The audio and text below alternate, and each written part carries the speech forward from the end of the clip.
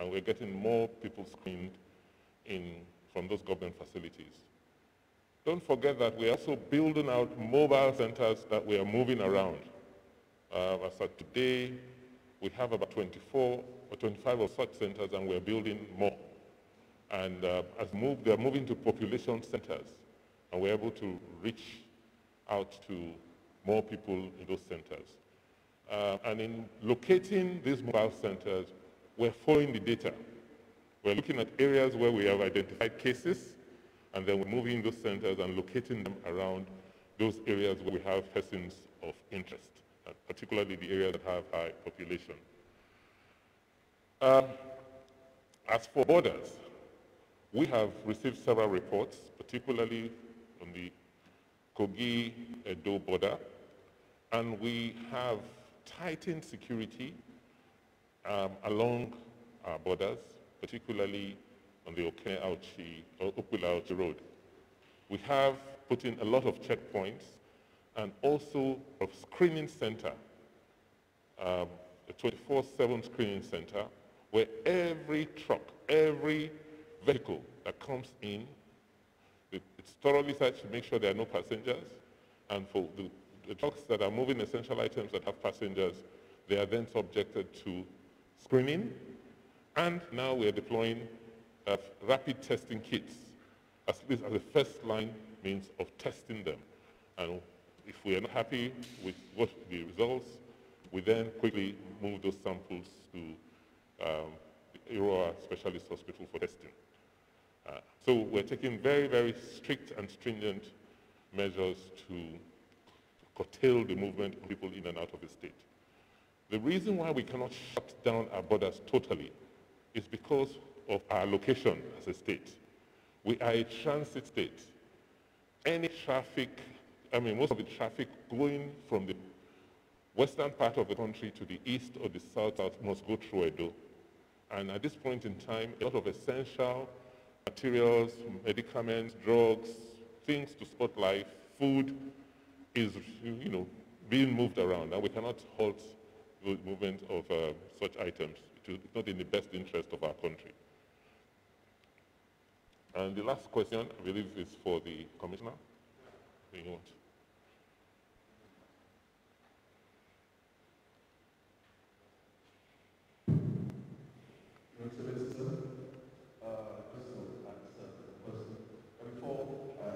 Speak of the statistics, it's important to know that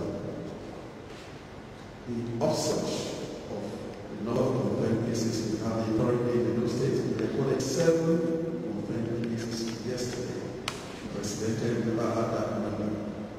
This upsurge started from the 21st to date.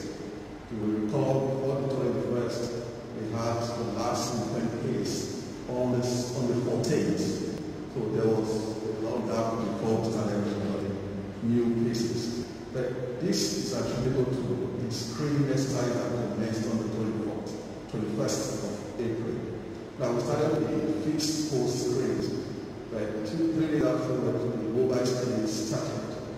The Secretary has also already answered the first question about whether they were coming from private centers. So the answer is very simple. We have most of these patients or places that is coming from public primary health centers.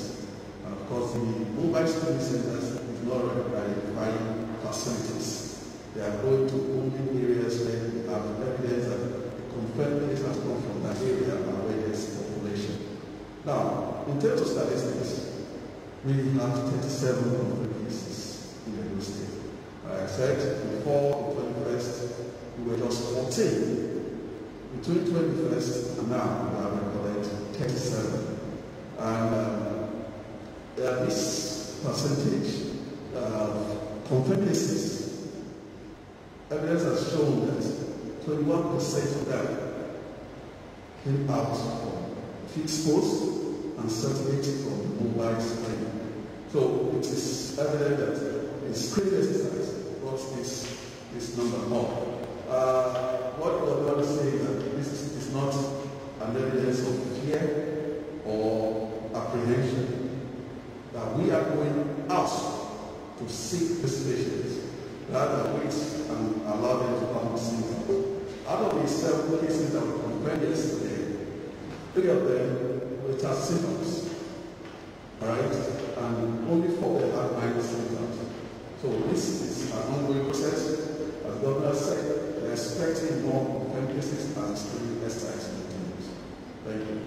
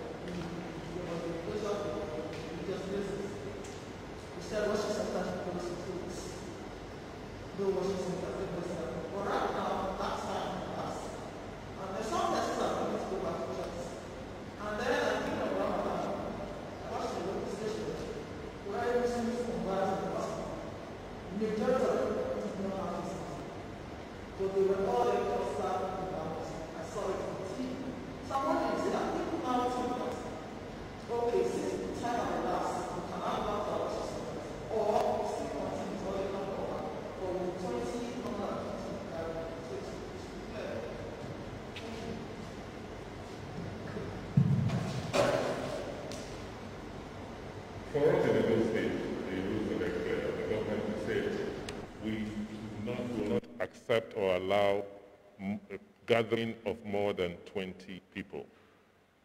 We did not specifically shut down worship centers, but I know that the various religious bodies, the Christian Association of Nigeria, did ask that all churches and places of worship should be shut down following government directives. Because most churches have far in excess of 20 people, and it wouldn't make sense for most of them to continue to be open and have regular services with 20 or less people. So churches were never closed down. There are many churches where the head of the church or the religious leaders still go there, a few of them less than 20, and they conduct services and worship, and these worships are being live to their followers at home. The Muslim groups, the Muslim associations, all similarly issued such instructions that mosques will be closed. And so anybody who is opening a place of worship and worshiping with more than 20 people in that location is in clear violation of the state law and also the regulations and admonishments put out by their own bodies. And we've insisted it's not a punishment from government. These actions we're taking is to protect those worshippers, is to keep them safe. And I'm glad to note that in the relief committee, in the COVID-19 committee, and also in the relief committee, a lot of religious bodies are represented. The Khan is represented, Muslim bodies are represented, and they have shown tremendous understanding of the issues and challenges. And they're working side by side with us to ensure that our people, our citizens, and their followers are protected.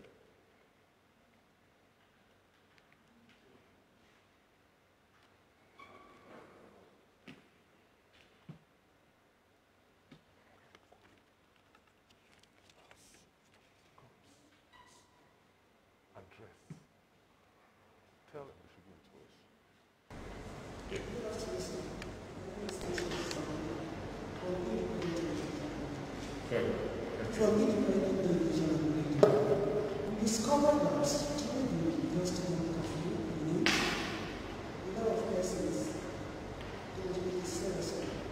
Because I don't know. A lot of persons don't take it seriously. The curfew? Yeah. Inside the materials. Because we discovered that the major roads is being observed. When you go to the material,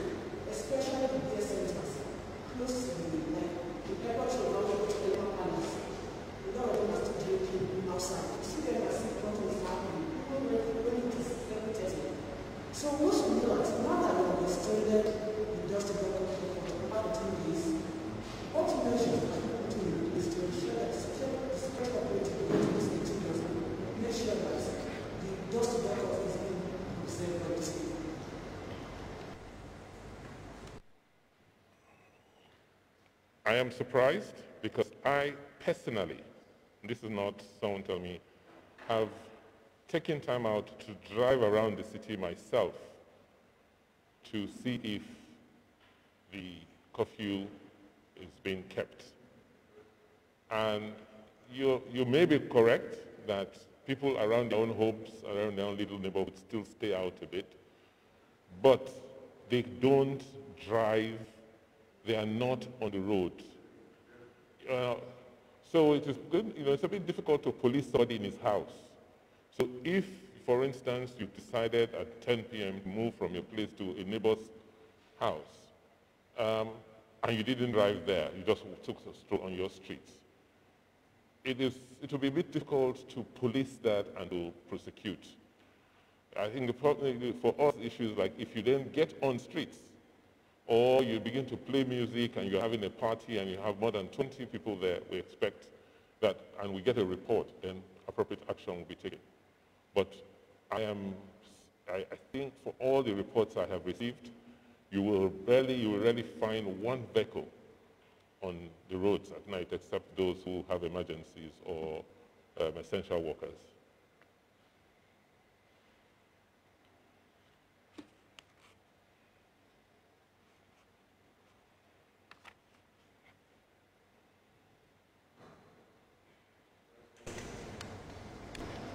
So my name is Rita Derrida.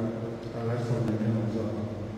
My question is centered around the sitting arrangement between buses and taxis.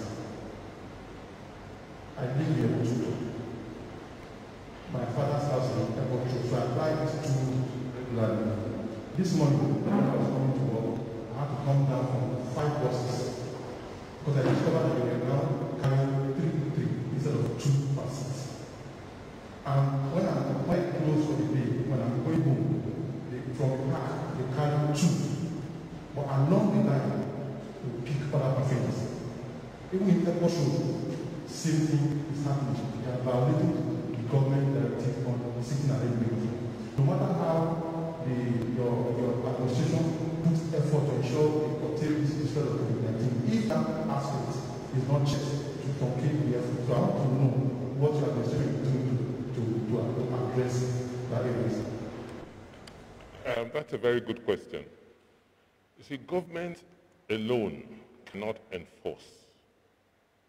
What are we telling the public? What are we telling our people? That if you do not observe social distancing rules, then you could be infected. So if you enter the bus and a driver insists on picking a passenger, you and the other people in the bus should, act and stop him from, or let him move, get to a place where there's a security officer and say, okay, stop, I want to come now, and then report him, and they stop that plan from operating. So it is the responsibility of the citizens also to ensure that these social distancing rules are observed, because if they are not, then those people who are involved are being put at risk. You are being put at risk. So you don't expect that the police officer who is on the beat will know what has just happened, except you bring it to the notice of the police officer. So that is the point we're making, that curbing COVID-19 is a shared responsibility. It is not that of government alone. Citizens have more of a part to play than government.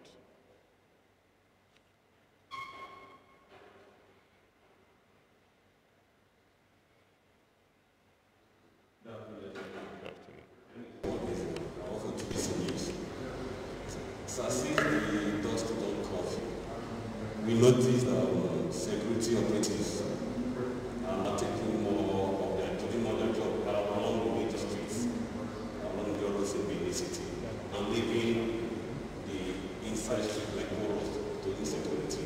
What are you going to do to check this rising security? Thank you. They are not abandoning the inner streets. They are putting more efforts in the major areas. What we have under our security architecture is there's another layer of security, the vigilantes, who have been registered, who patrol the inner streets, who who pass on information to the police officers who are armed. So it's not that the inner streets are abandoned. No, there's another security arrangement in place for them.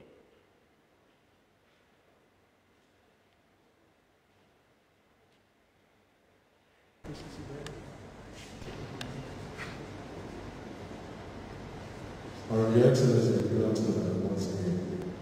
Sir, I want to probably raise the point. Since the President made an announcement, his broadcast and said some of these lockdown measures will be relaxed, particularly Lagos and Abuja. And as we speak, a lot of people are praying to return to their businesses, which he said will return by this weekend, particularly on Monday. Now, I want to know if what the President said has any bearing on what the state government has planned to do or is planning to do, or will do in terms of the workers, the civil servants returning to work, and the businesses going to be open. So what happens, particularly in terms of business and civil servants returning to work? What's the state's position on this one? If you recall, in Edo State, we did not shut down. We only closed, we didn't shut down completely. We tried to address the areas of vulnerability. We shut down the schools because we didn't want, you know how children are and the way they play around.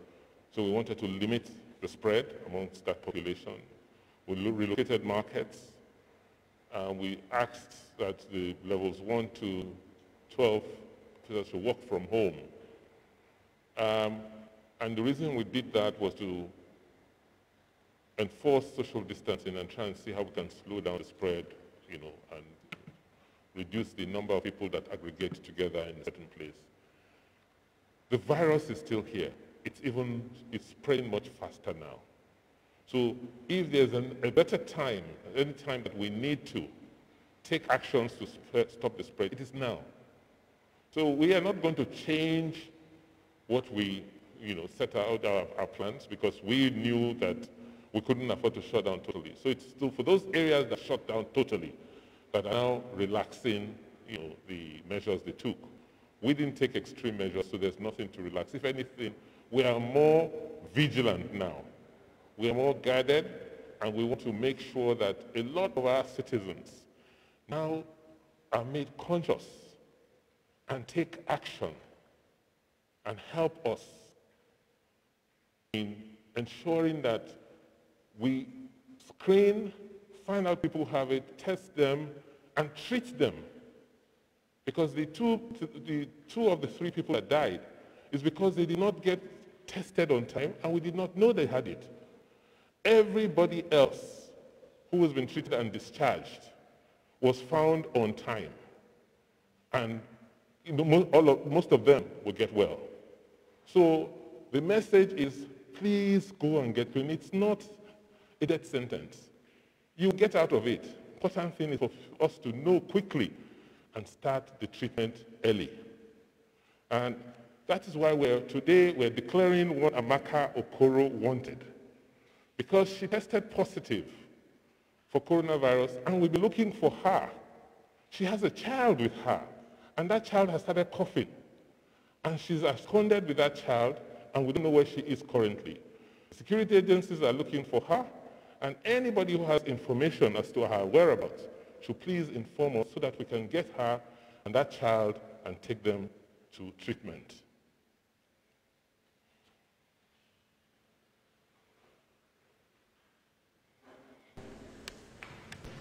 Thank you very much, Your Excellency. This my question is on the face mask. We've seen that people have wanted to be no mask movement everybody uses it, but we said that we've seen all shapes and color of the face mask, and medically some medical experts have been clear and some of them cannot offer maximum protection against the microdroplets. Is there a way government is trying to regulate what is turned out to the market, or ensure that there is a standard that are given to the people since we can afford the supplement? Thank you. Thank you. Yes, for the ones we are giving out, they are standard. The ones we are procuring from, vendors, people who we have asked to make masks, we've also given them minimum standards. So I'm not sure a local government is not just going to buy anything from anybody who was meet if it does not meet the standards they have specified. So you're going to have, like in everything else, you're going to have people doing, there's a wide spectrum, but those who will enjoy patronage from us and from, our agencies are those who have sewn the right type of masks. Yes, I hope that's the last question. So many measures are put in place to observe our social distancing. But I want to narrow this question to the market. They will move back from their marketplaces to schools. But if you go to those places today, you will observe they are not observing social distancing at all. It's even more crowded than where they left from.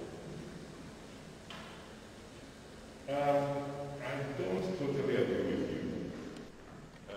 The schools we have put them are not the ideal trading places for them. We have put in enough security, particularly a pool of men, to ensure that we try and enforce social distancing as much as possible.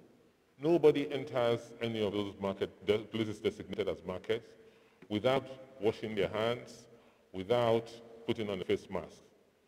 Yeah, to the extent that, there are quite a lot of people, yes, you may not be able to observe the 1 meter distance all the time, but I know that, the crowd that goes in and out is restricted. We are in discussions with the associations, the Marketmen Association, the EAK. In fact, I'm meeting the leader after this meeting to see how we can improve, the situation, how we can improve the ad hoc arrangement we have in place for the benefit of themselves and the people who come to buy from them. Like I said, it is about creating awareness and consciousness because this is a shared responsibility. Don't go to a market and buy if you are going to be put at risk. Because tomorrow you may not be strong enough or well enough to go back to that market. So people have to be aware that it's also their responsibility to ensure that they protect themselves. I want to thank you, but also leave this with you, that we are looking for one Amaka Okoro, who lives at number 2, Atoi Idubo Street, off 2nd Ugbo. She has disappeared since yesterday and disappeared with a baby. She's infected, and we believe that baby may also have been infected. We want to get them. I want to bring them to treatment as quickly as possible. So please, I'm imploring all citizens to help us, give us useful information as to her whereabouts and the whereabouts of that child so that we can save their lives. Thank you.